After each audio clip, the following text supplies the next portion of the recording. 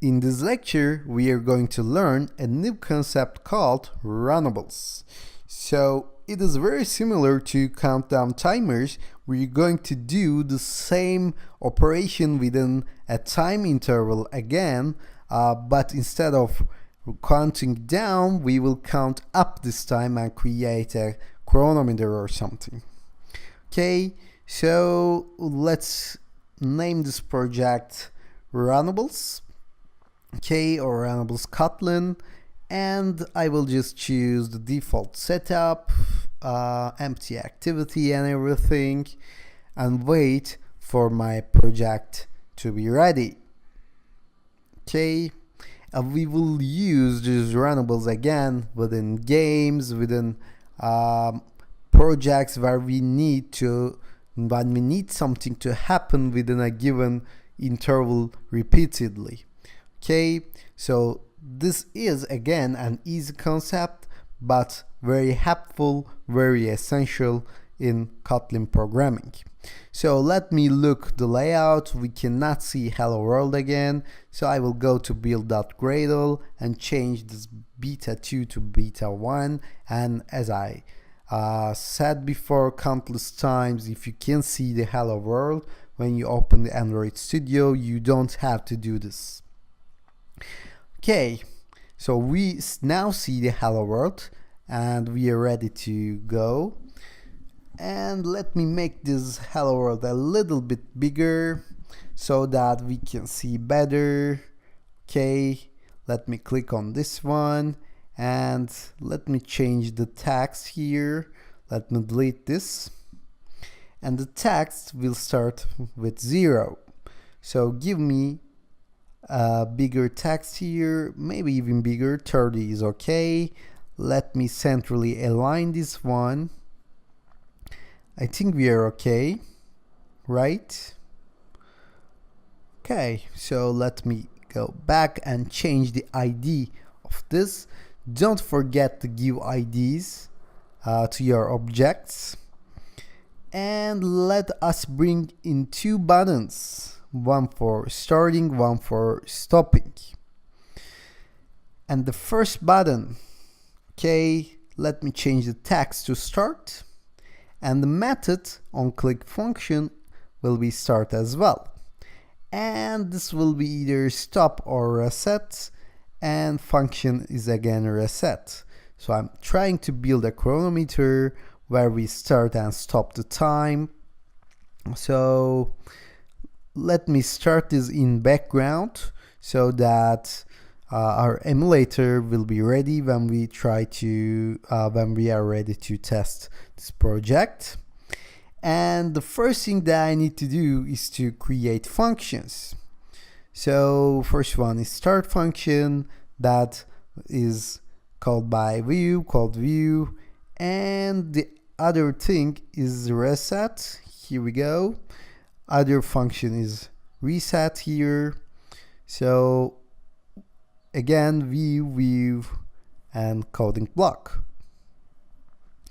Here we go. Now we are ready to implement runnables. So how do we do it? It is very similar to countdown timer, but we won't have any limitations like a counting down starting point or something. When we hit start, it will start, and when we hit reset, it will stop. So we have to create some variables before we start. I will create a number. It's going to be an integer, and it will start with 0, and we will display this number within our text view, and we will use this number under start and reset.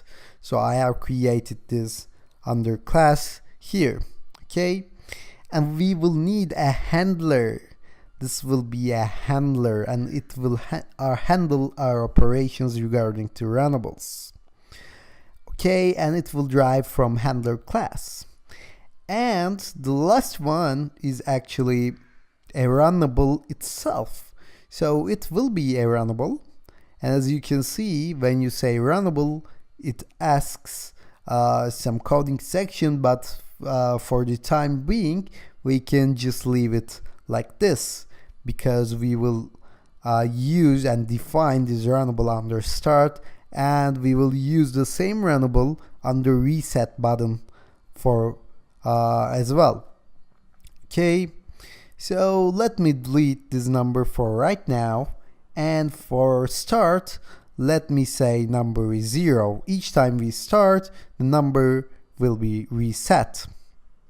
So we will work with this handler and runnable. How do we do it? We say runnable is now another thing.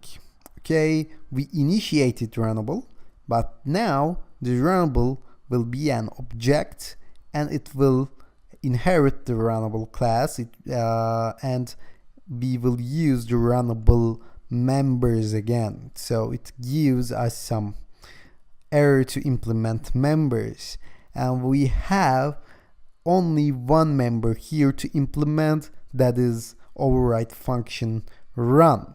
So this will get called when our runnable starts. Okay, whatever we write here will happen when our runnable starts. So what do I need? I need my text view to be time plus my number. So it will initially be time plus 0. Time is now 0.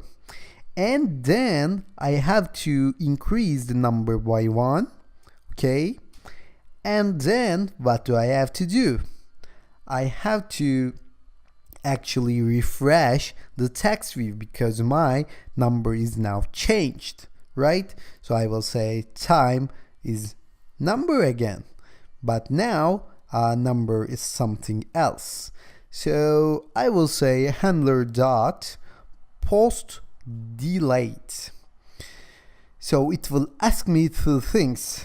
First thing is the runnable. So I will refer this time with this. Now this refers to the parent, and the parent in this case is runnable, not the main activity this time. Okay, so we are in another block, another completion, another closure. Now our this is runnable. So delay millisecond is the interval, and again for 1 second you say 1000, and you have to add this handler dot post, and what is to post is the runnable itself. Okay, so this is how we start a runnable. This is how we operate a runnable, and under the code you write what is meant to be.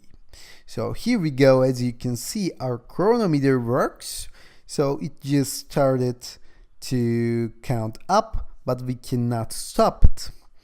So in order to stop it, we have to go to reset function, right? So that we can reset the thing. And I will start this with time equals 0 in order to have a consistency. And under reset, what do? We do two things, right? We have to first kill the timer. So I will say handler remove callbacks, and the thing is to remove is the runnable itself. And I will say number is 0. And again, I will say text view.text is now time is 0, or time plus number, because number is already set to 0. So don't forget to kill the runnable with remove callback, because it will just reset to 0 and then continues to start up if you don't remove it. So here we go, time is 6, 7, 8, 9 and everything. If I hit 0, 0, 1, 2, and it started from beginning. As you can see, it is very convenient. We don't have to use it with timers. We can do whatever we want within a given period of time. This is the 1000 millisecond in this case, but we can change it with runnables. So don't forget, these are very powerful tools to implement in your own mobile applications.